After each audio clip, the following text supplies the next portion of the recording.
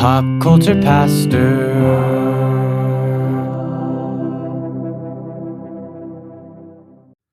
Cody, this is a podcast. It is. Which is a pretend conversation. This is a pretend conversation. You're a pretend person with a pretend job. Right now, I'm having a lot of trouble caring enough to pretend. That hurts. I think that was Roy's point. That was Roy's point, but it hit too deep. I think that might have been the best Roy slam of the series. That was just hilarious. It's a pretend match. This is a pretend conversation. Which friendlies are pretend matches. I don't really get the purpose besides it's like a scrimmage before regular season starts for high school athletics. Yeah, it's like a preseason football game. Our football. Yeah, it doesn't matter who wins. It just is. Often there's lots of players playing that probably won't be playing in the game that matters. Mm-hmm. So it cracks me up the way they do so soccer in particular, they have the friendlies between the national teams too. Yeah. Which again, like some players, but there's a lot of players playing that probably wouldn't be playing if it was a real, even for the United States, like CONCACAF or whatever they call it. Yeah. The stuff that actually leads right into the qualifying for World Cup. But anyways, that was a great line. This was a great episode. It might be, Cody. This might be my favorite episode of Ted Lasso ever. That's saying something.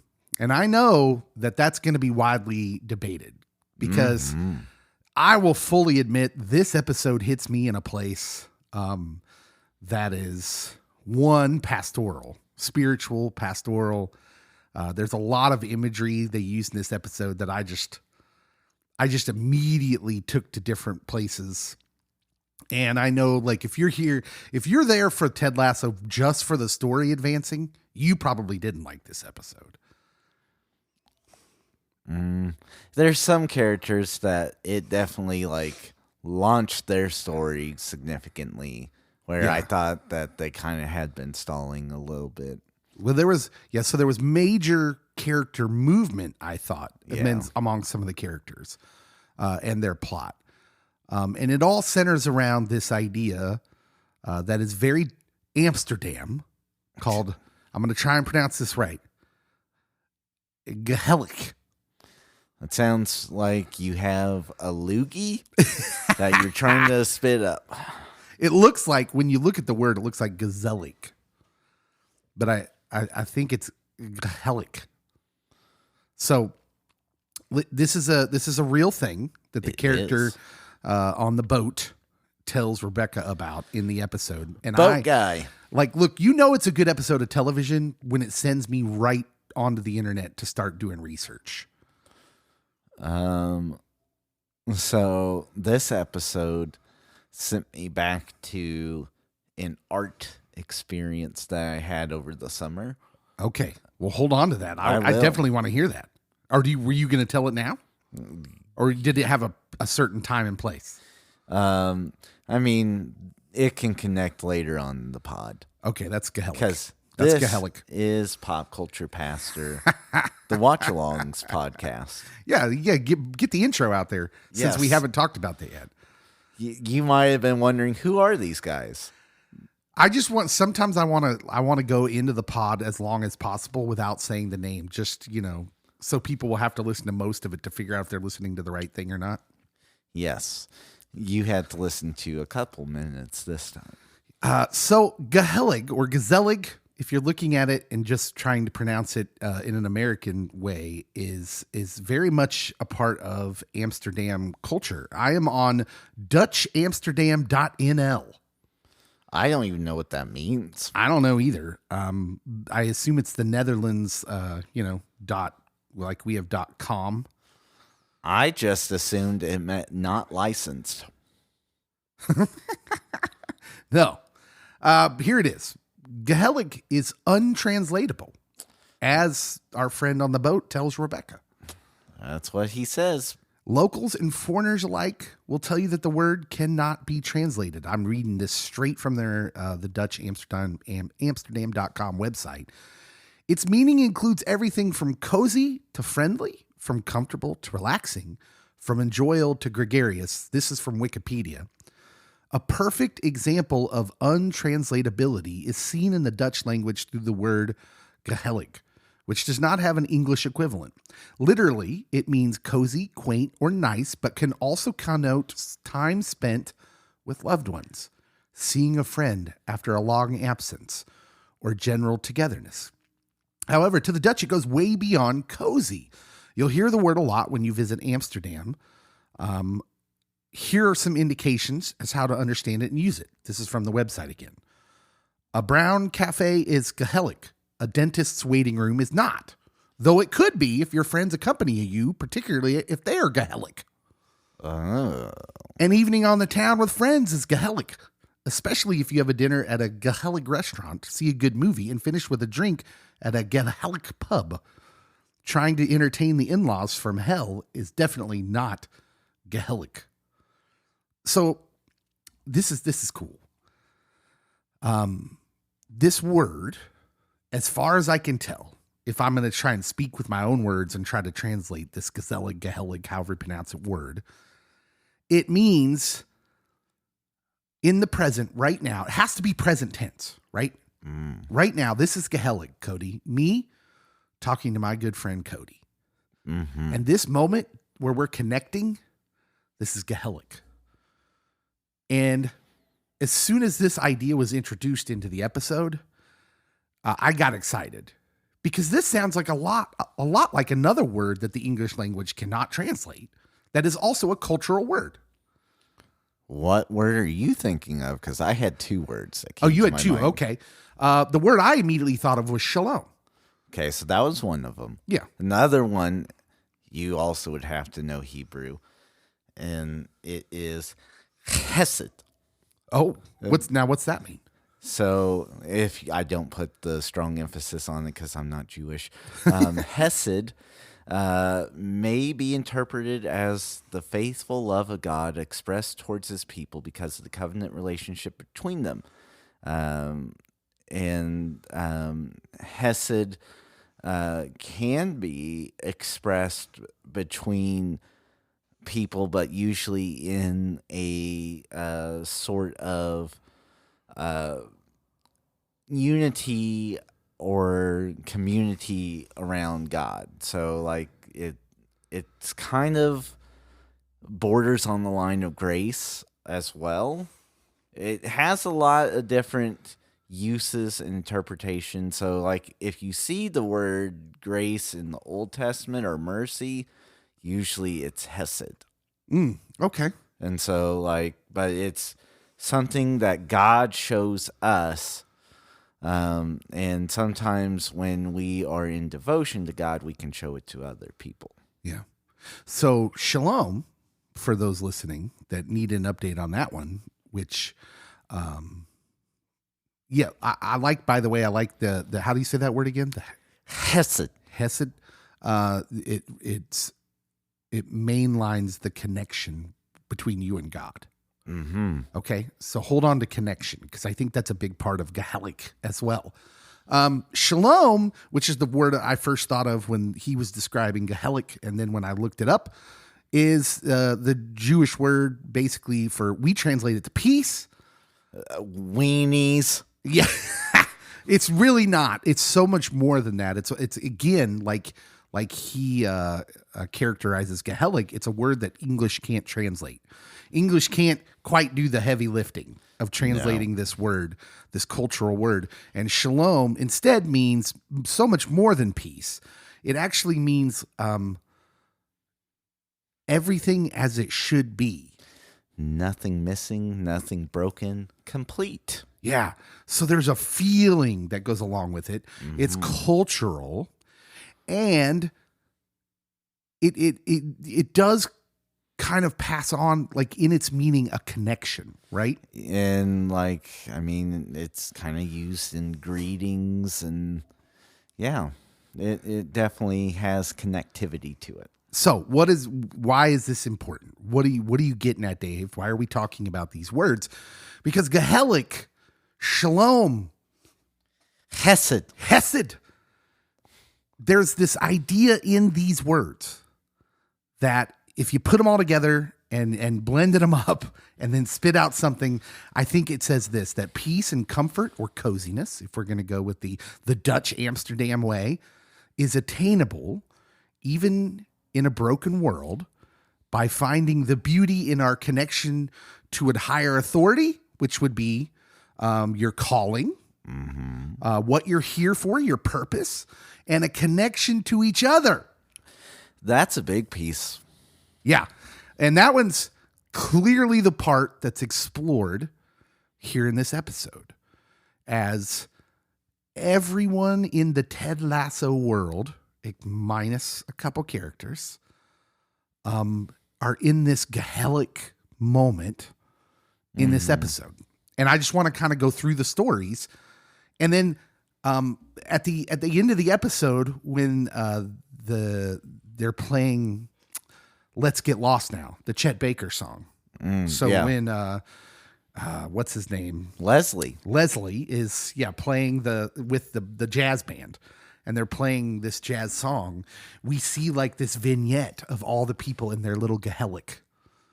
And it's beautiful, minus a couple characters. But let's just go through them, and let's go through and talk about each of these characters' kind of episode through the lens of Gezellig. Can we do that? You up we for that? can try. Yeah. There's going to be one character I will admit that I have beef with temporarily. Okay, yeah, that's fine. Like, look, it's written by humans, so we can have beef. And this is really about the way this episode was speaking to me. So if it didn't speak this to you, that's fine. Word. But let's start with Roy and Jamie. Roy. Yeah. Roy and Jamie, oh man, like their story is kind of fun. There's perhaps no one else in the locker room who's more capable of understanding Roy than Jamie, and vice versa. Yeah.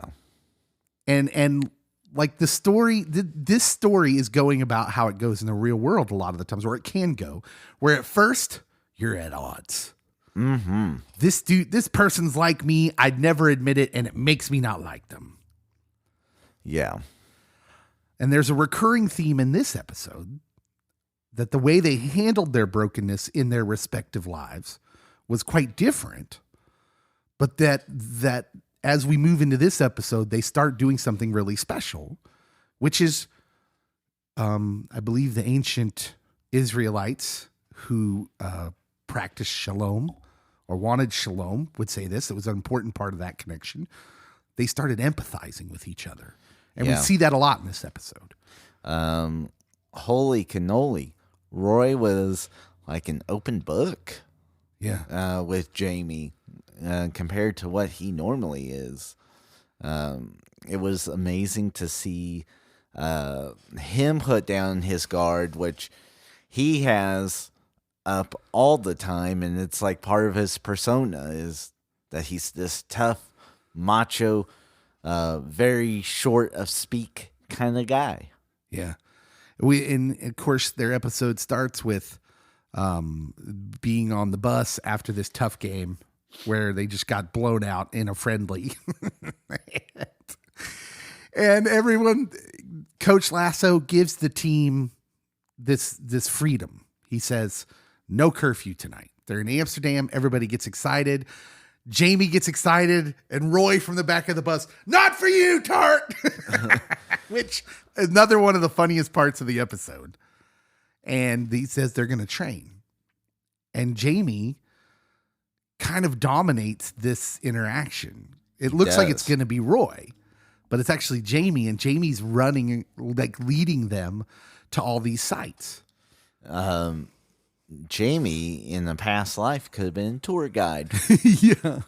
He's very happy, he's very excited, and I want you to hold on to this too, because with Shalom and with, I think, Gezellig, there's a common theme about when you're in the present and you're connected to this, whatever this idea is, it doesn't matter that your world's not perfect.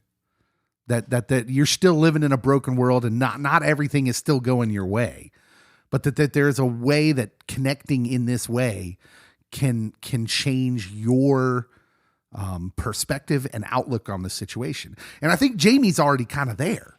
Mm-hmm. So he doesn't put up a fuss at all. He's like, all right, we're going to run. We're going to train. He's leading Roy around. And Roy's still very much not Gezellig. He's angry. He is. He's upset. Keely has moved on. Yeah, she was going to the airport to meet Jack. Yeah. And Rebecca delivers maybe one of the lines of the series. Definitely a great line in the show where he says, "Where's she going?" And Rebecca says, to be with someone who thinks they deserve her. Burn! Yeah, it was. And there's like a little wry smile on her face because she knows what she's just done. She does. She's pierced Roy, which is what he needed. Yeah, apparently. And so at first he's angry because of course he's angry. But then they have this like great episode together where Roy opens up. So the funny thing about them is they have a lot in common, but as we know, pain can be isolating. Mm-hmm. And when you're in pain, your first impulse is to be like, well, no one else knows how I'm feeling. But when Roy opens up and lets Jamie in, all of a sudden they have a lot in common. They do have things in common. And so we find out and Jamie finds out that Roy never learned how to ride a bike. Embarrassing. Yeah. For Roy at that moment. It's not embarrassing if you don't know how to ride a bike, but if you would like to learn to ride a bike, either come by our studio and I can show you, or YouTube is always available. Of course, Jamie and the homeless guy who gets the bikes laugh at him in the moment, but then Jamie softens up once he sees that Roy's quite emotional about it. And Roy has a deep memory connected to why he never learned how to ride a bike. Yeah, for Granddad. Which was a bit of bliss or kismet or the Amsterdam word that I can't pronounce, or even shalom, because Jamie and Roy's first interaction as members of the same club, they introduce Roy and he calls him Granddad. Yeah, quite a bit actually. Yes. In a insulting way, he calls him Granddad. And in this one, Jamie says for Granddad. Because Roy's granddad died before he could teach him how to ride a bike. So this whole story, first of all, did you think there was anything up with the windmills? For no apparent reason, they're on the search for windmills. And I'm getting this whole Don Quixote Pancho Villa vibe. Not Pancho Villa, but you know what I mean. Yes, I was ready for like something weird to happen with the windmills, but then it didn't come to fruition. But maybe it was more symbolic of this bike ride is you trying to fight a monster, but really the monster is nothing more than just the windmill. Maybe we're just supposed to see them get lost in their connection, which they kind of do. They're late back to the bus. They're the last ones to get back. Yeah, they were the first ones to leave and last to get back. And it's just so stinking satisfying. It was so stinking satisfying to watch Jamie give Roy this piece of his lost childhood, as well as some really like nuggets of character building. Did you catch how when Jamie is telling Roy about his trips to Amsterdam, he tells Roy that his dad brought him there to be intimate with a lady for the first time? Yes. And he was only 14. So, like, first of all, you're lost in the horror of that. Like, oh my goodness, what? Roy actually says that must have been traumatizing, to which another one of the funniest lines in the episode when Jamie says, "Oh no, she loved it." Like, it was funny in the moment, but then the sadness, the tragic part comes right after it, because he says, I don't really remember it. He doesn't really remember the first time he was intimate with someone, which should be a bigger deal. But then recounts into like real details of when his mom took him to Amsterdam the next year. Yeah. When they went sightseeing. And he remembers all this stuff. And he remembers every detail. Like, this is a certain bridge, and this road is where this took place, and this is the tiniest, squarest house in all of Amsterdam. And so there's something really sweet in that Roy and Jamie are connecting actually through their trauma, and Jamie has no idea he's been traumatized in that instance, and yet Roy in the audience says, "Oh, yeah, it was just really clever writing, in my opinion, really clever." Anyways. They're experiencing Gezellig through their connection.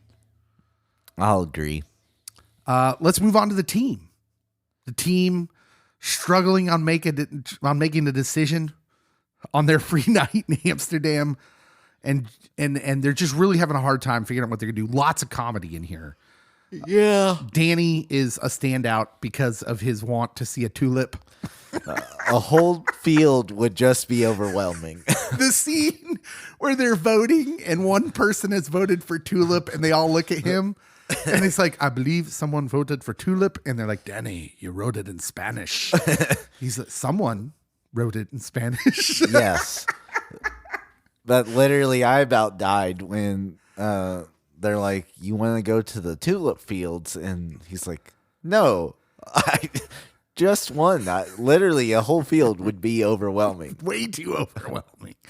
So just when it looks like, because they can't decide on that, and then when they finally decide on what they're going to do, then the food's brought up and they all start fighting again, thanks to the Frenchman who's not eating Dutch food and seems disgusted to be in the Netherlands. They look like they're about to fracture, and the captain stands up. "We are riven by these crossroads," which this whole speech, I was sure they copped from Shakespeare. They didn't. He's just speaking that way, which is hilarious. Yeah, he was over the top. And he won't let them fracture. He's urging them to stay together. And at the end of the night, the freedom they find is acknowledging the connection they have transcends their petty, often fleshly desires, which, again, I find this fascinating. Yeah, because you had that moment, the moment with Jamie, and then there's another moment that kind of all ties in with that. But I did have slight issue with this. It's the thinnest of the storylines. Just because they highlight that, oh, no, we can't split up the team. All of us have to be there, or none of us have to be there. Yeah. But yet there's one person that excludes himself from the team and uses food poisoning as an out. But like, if that one person wasn't going, shouldn't that have made the decision if it was an all or nothing thing? Yeah. We can chalk it up to, well, he lied to them and he excused himself. So they don't have control over that, I guess. Also, the script writers had to find a way to get Colin and Trent out on their own. Yeah. So they can have their moment. Let's move on to Colin and Trent. Colin lies, sneaks away from the team. Bad herring. We know, and he explains to Trent after Trent tracks him down, unloads with his secret. His double secret. Trent knows about Colin, has known for quite some time, which the audience knew. Yeah, I knew a long time ago. And we find out that Trent himself is gay. That was a revelation. It was, but it's not shocking. Yeah. He's an effeminate guy. And that's not always an indicator of that sort of thing. But it's not like, it doesn't blow you away. Because it seems like, okay, I can see that. And Colin starts speaking about he feels trapped in a double life. And it's through this intervention of Trent, who shares a similar story, that Colin is able to achieve some freedom, if only for a night, from the stress of wearing masks. Now, I think anybody who's done this, who's had to keep something secret in their life, can understand the stress of this, what he's trying to get across here. And I find it really interesting that what he doesn't care about is what we would think would be the hot button issue, right? Actually, what he says is, I don't want to be a spokesperson. So the reason he's keeping it all a secret is not because he cares about his teammates knowing or other stuff like that. It's actually because of the culture. Yeah. He says, I don't want to be used as a spokesperson. I just want to be me. I just want to be a soccer player, you know? Yeah. I thought that was very interesting.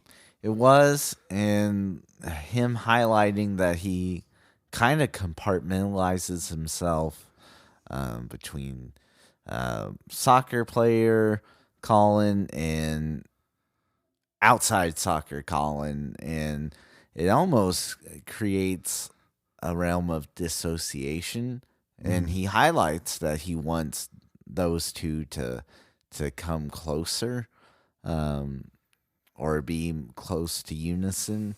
But it was really intriguing that he highlighted that there is pressure from the culture that if you are of the LGBTQ persuasion, that you have to be an advocate, you have to be a spokesperson, especially in spaces and places that it's either not prominent or not well known to have LGBTQ representation. And let's just drop the politics around his story, because like whether you're liberal or conservative is going to adjust the way you think. What his character says, what he wants is connection. Yeah, that's it. That's the human need. The human need is I want to be around the people I love. That's it. That's Gezellig. So he's talking through this story of why he can't achieve this. And it's not what you think. You know, like I think professional athletes, when we think of that in general, we think, well, he can't because it's just a macho atmosphere. And as it turns out, that's not the case at all. It's instead this idea that I don't want to be used. Yeah. You know, when all I want is human connection. And so he gets that through a friend with Trent. There's clearly, it's not romantic. They used Trent in a way that I was not expecting at the beginning of the season. Me either. I thought the conceit was going to be Trent's going to have a hard time not putting this in his book. Instead, Trent is very human, actually, and has a big heart. Evidently. Yeah. And I thought that was a beautiful story, little side story. And again, it's highlighting all these stories are working together to show you something about Gezellig, which I really, really loved. Higgins and Will. Yes. The Kit Man, who's going to be a man tonight. He is. Higgins takes him to the red light district in Amsterdam, and you're thinking, what's happening here? Literally, it's a running joke throughout the whole episode. Like, are they really? No. Nah. And I think if you've watched the whole series, you know that Leslie Higgins was not taking young Will to anything untoward. Instead, he takes him to the place where Chet Baker died. This famous jazz musician. Yeah. And they have this wonderful little thing inside a jazz hangout of some sort where Leslie actually gets up and plays. Will has adventures of his own, apparently. Yeah. That thankfully take place off screen. And again, you find a character. Will is, I suppose, in a happy place too, but I think you're supposed to focus on Higgins, who is in his Gezellig. He finds the place where his main influence in his hobby that he loves. And he gets to take part in this playing this song, which I can only assume was just this hugely immense moment in his life, in this character's life. Yeah. He finds a place that he is at home, that it's cozy, that's comfortable for him. And Will gets to see that because, I mean, Leslie, most of the time he's kind of uptight, kind of very business professional. And this is him letting it go, being loose, going with the flow. And so he got a whole new perspective on Leslie and has a whole new comfort level or coziness with Leslie. Yeah. Now let's talk about Rebecca. This is the character I was mad at. You were mad at this? I was mad at it because it went against the storyline I have been rooting for. Oh, yeah. My wife was the same way. And were you shipping Rebecca and Theodore? Ted? Yes. Especially once the texts were being sent by old Theo. I think I was too. But this episode was so beautiful, and in particular, this story. This is where the whole Gezellig magic is happening in this story in particular. So Rebecca's on her own. She finds herself isolated from everyone else. She's undaunted, going to enjoy Amsterdam, and she's walking on a bike lane on a bridge. She falls into the water after the man that she's about to meet tries to warn her that she's standing on a bike lane. Mm-hmm. And he takes her on his houseboat, which my wife said several times while we were watching, I'd like to live on a houseboat in Amsterdam. I mean, I feel like, was it Overboard? Yeah. If you have kids, the houseboat life is not necessarily the life. This also fulfills another one of the psychic's predictions. Oh. Back a few episodes ago, she said she would be upside down and drenched. She was. And that another thing that the psychic said is fulfilled. And this time you don't even care about that because she immediately gets lost in this story with this man who is mysterious and I'm assuming dreamy. And very respectful. Yeah. Like over the top with respectfulness. Like so over the top at first that you're like, I don't like this dude. I don't trust him. He's up to something, but he's not up to anything. Actually, he's just like Rebecca. And this connection forms over kindred spirits in a way. They have a lot in common, much like Roy and Jamie, except Roy and Jamie's didn't turn romantic, obviously. Yeah. This one does, but not at first. While they're getting to know each other, they're just really enamored with the mystery of each other. And Rebecca finds out that this man is divorced from his wife and that she cheated on him through the conversations they're having, that he was cheated on, much like Rebecca. And he says something really, really integral to the Gezellig / shalom / the thing you said, Hesed point of the whole episode. He said, I realized that this thing didn't happen to me. It happened for me. And this was right after, he said he got dangerously close to destroying his family over it.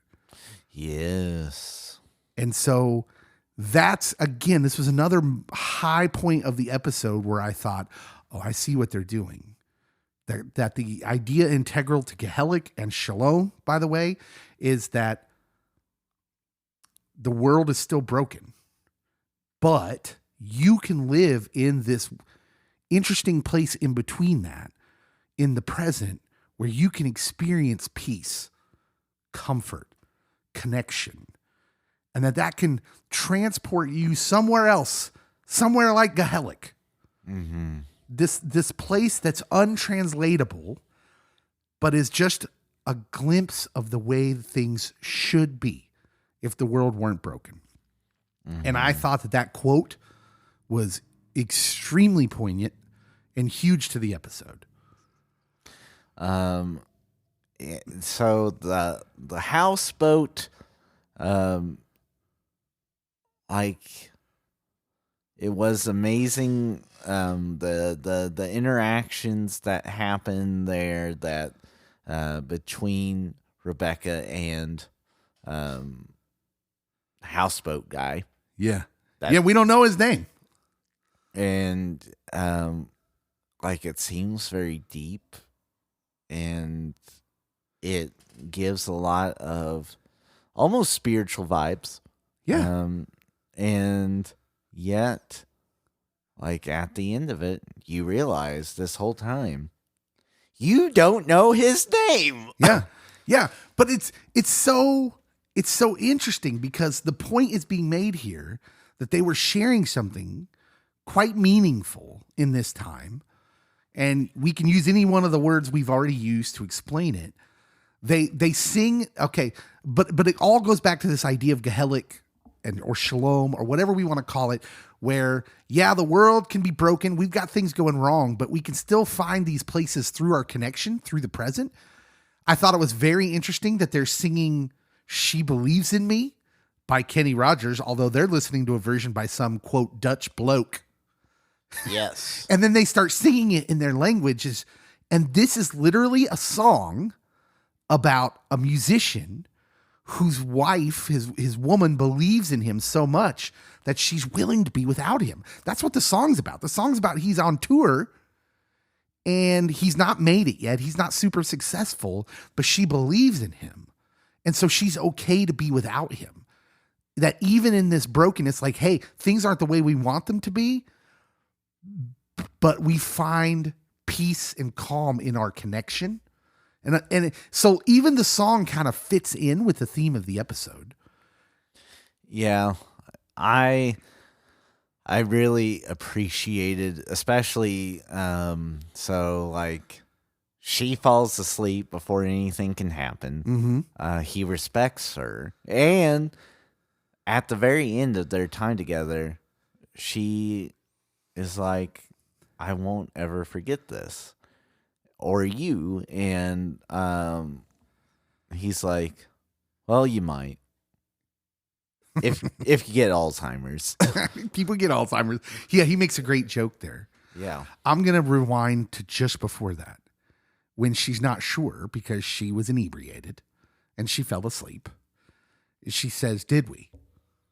And he informs her no.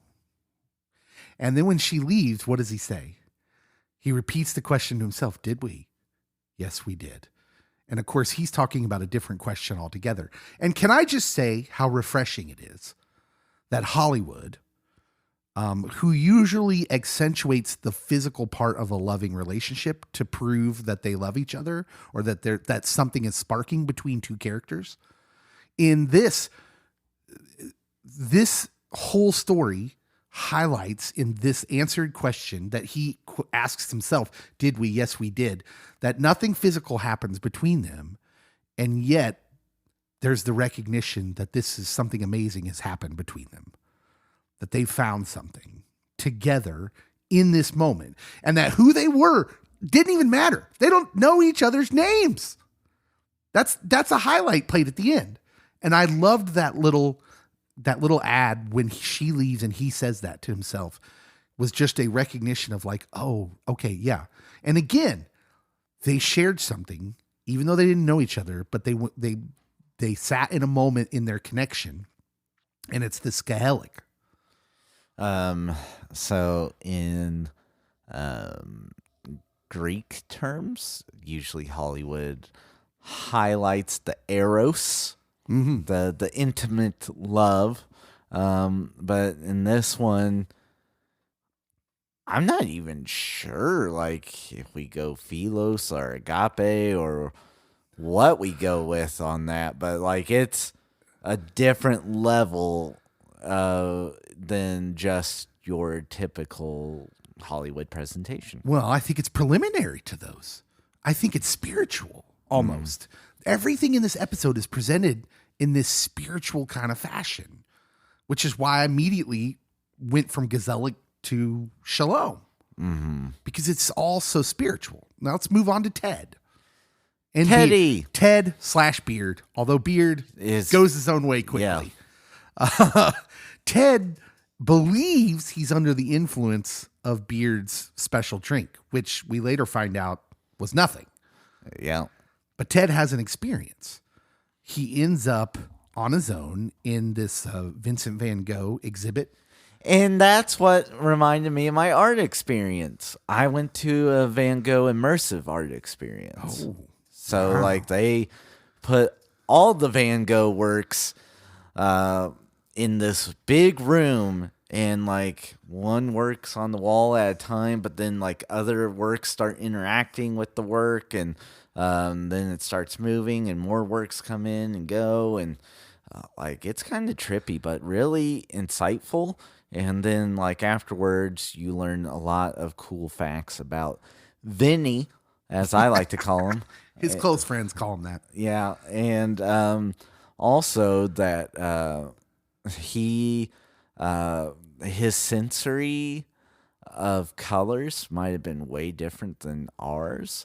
That like he might have even heard colors. Oh wow! Which there's a fancy term for, which I'll let you all look up and read and be like, yeah, he would have butchered it.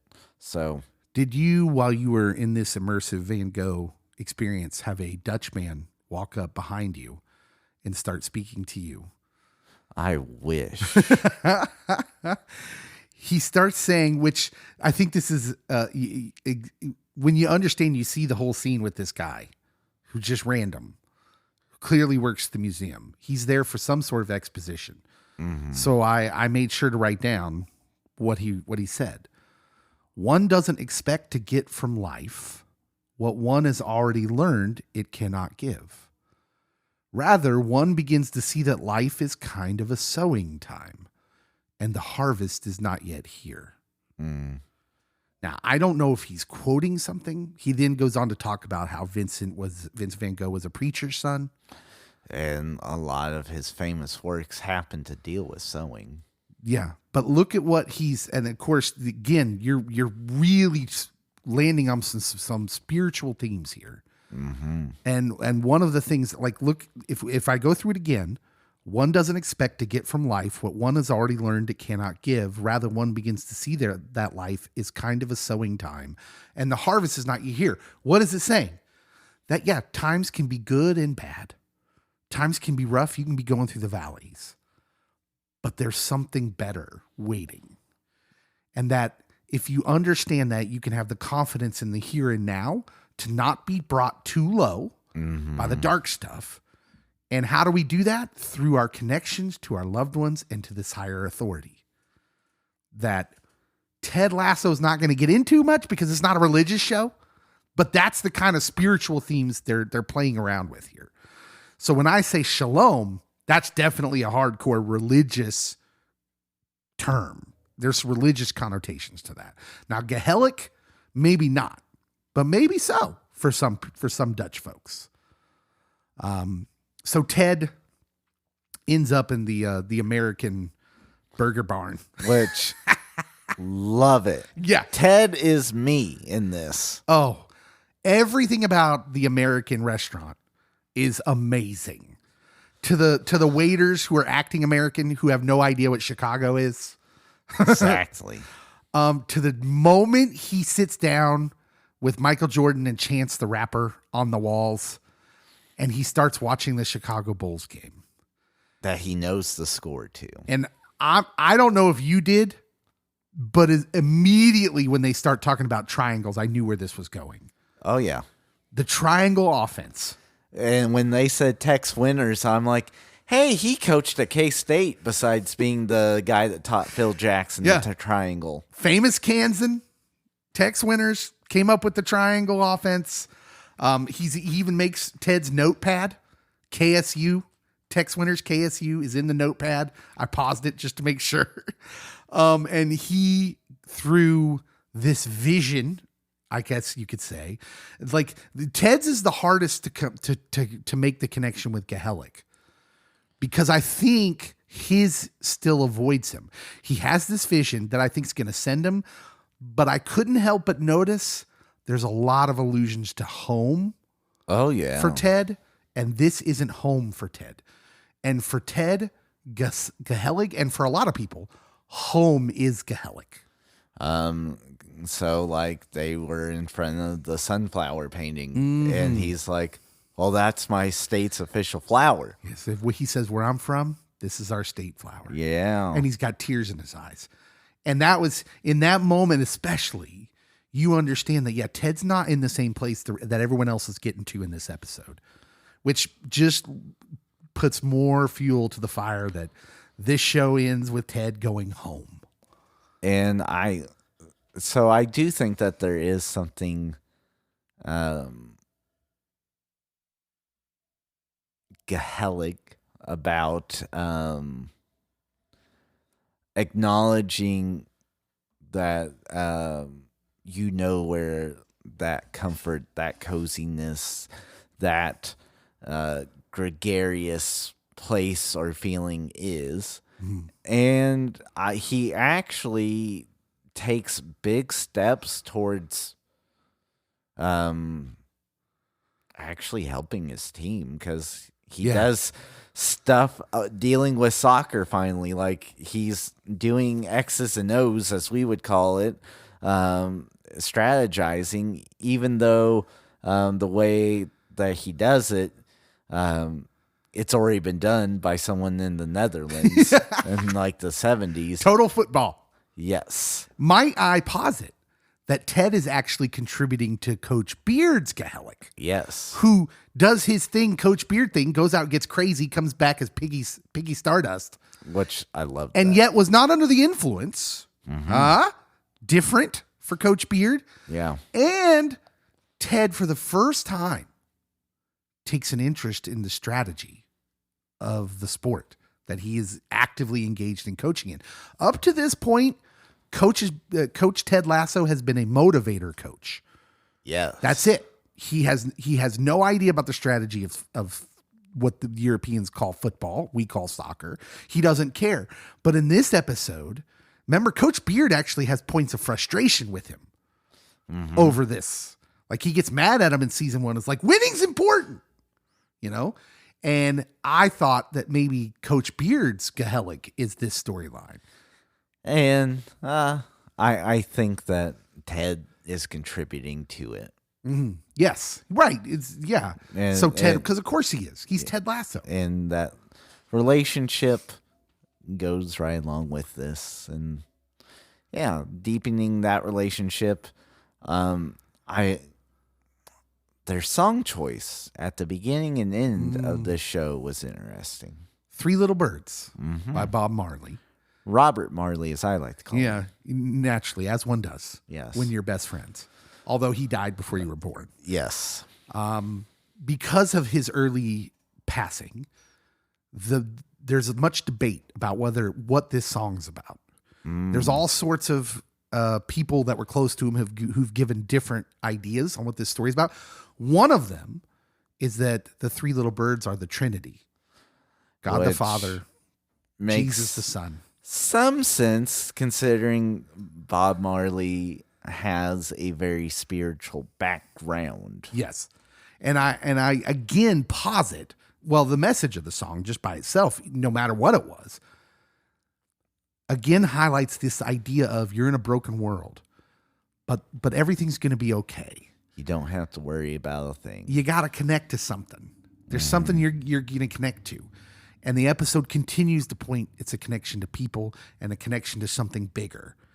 And this show's not going to give you the specifications on that, but they're going to give you the words, Gezellig. And I'm going to give you another word, shalom. Cody gave you another word, Hesed. And it's beautiful. Like this episode, this is going to be our longest watch along ever. The episode was one of the longest Ted Lasso episodes ever. I really enjoyed it. And it was a beautifully deep episode. And it ends with them all converging back on the bus. And the last one on the bus is Rebecca. And she's a different person. Very. And she's relaxed. Nothing else matters. And she starts singing, "Don't worry about a thing. Every little thing's going to be all right." A song she hated. And I think every episode from here on out is going to be like just positive. I'm hoping. I think this was the major swinging hinge moment of the season. And I think we're about to have good times. Also, well, before I forget, before we move on, I think it's of huge importance that in Ted's quote unquote vision, the only person he sees that he knows is Nate. Nate appears to him as one of the waiters. It's not really Nate, but he sees Nate. And I think that's huge. I think that's really important. Yeah. That his Gezellig has something to do with Nate. Bring Nate over to the good side. It's going to happen. I'm just here once again reminding you that I'm here for the Nate redemption arc. I'm not doing a voice. We lost out on that one. Anything else you want to say about the episode? I feel like I could talk about this episode for another couple hours. I'm ready for the winners and losers. Who's the winner of the episode? Jamie Tart. Do. They get and Roy. I mean, they go hand in hand on this episode. They get the least screen time of any of those major stories. And every time they were on screen, I just had this big goofy smile. Mm-hmm. It was kind of beautiful. It was kind of beautiful. That's not where I was thinking, but I can't disagree. Jamie Tart's really turning into something glorious in front of our eyes. And yet he did not get nominated for an Emmy. You fascist. I'm going to give my winner of the episode to Hannah Waddingham, the actress who plays Rebecca. I thought her and the Dutch actor, every scene was fantastic. Just splendid. The whole episode could have just been their night, and I wouldn't have been disappointed. It was wonderful. Wonderful stuff. Loser of the episode. There's really only one correct answer here, by the way. Oh, so I'm going to go off the beaten path. Okay. You're going to give me the dark horse. Well, it's one that was only specific to me. It was either my fiber internet or Apple TV. So the scene that Ted's in the art exhibit.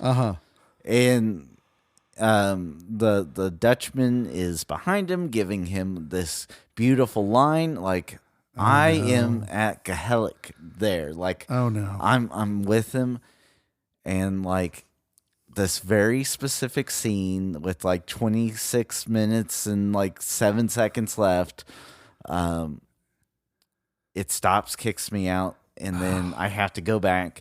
And like it kept doing it, and like I could fast forward past it by like a couple seconds, but it just ruined the flow. Oh man! And so the loser is like, I'm the loser in this because I did not get to. You're the loser of the episode in this equation. But the loser of being a jabroni is either my fiber internet or Apple TV or the forces of evil that work against me. I don't know. Ever since we had this windstorm a couple weeks ago, the internet has been suspect.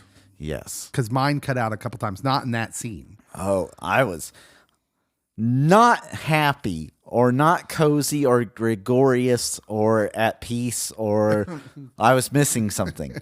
My loser of the episode was going to be very much straightforward and maybe the loser of the season. Now, it can't be Nate because Nate's Gezellig is not here. Mm-hmm. It's not time yet. The loser of the episode's Keely, who they unceremoniously boot off at the beginning of the episode, and you don't see her again. She gets to have no part in the Gezellig either, but mostly because I don't think they know what to do with her. I think they're building still. Yeah, she's clearly at this point just a someone who affects Roy. Yeah, Roy Kent. And so I think, I don't know who her agent is, that actress, but he could have done some more work and been like, hey, these scripts you sent me, how come my client doesn't get to do anything? She hasn't got to do much. Maybe second half of the season. I think it's coming. I think her and Roy, like I said, I think we're going to get the Wayne's World super duper happy ending for all of the characters. I think this was the swinging hinge of the whole season. And from here on out, everything gets good. That's what I'm saying. Okay. Yeah. Gezellig. Remember, as we take leave of you this week, remember what our mysterious Dutchman says of Gezellig and what we have told you that it has in common with shalom. And Hesed. For us English-speaking people that can't do the hard H. There is no direct English translation, I think. It can mean cozy, like a warm fire. But you can also keep your mind Gezellig. You know, your heart, your soul, the people you're with, the places you go. This is how he describes Gezellig to Rebecca. And he says, this here, right now, is Gezellig. We hope that your week is Gezellig and that you are connected with the people you love, the people who bring light to your world. And of course, as pastors, we hope you're connected to the higher authority that can also bring you shalom. Or Hesed. Or Hesed. This is Pop Culture Pastor. Thank you for listening. Big pod coming out on Friday. Make sure and subscribe so you don't miss anything. We'll see you next time.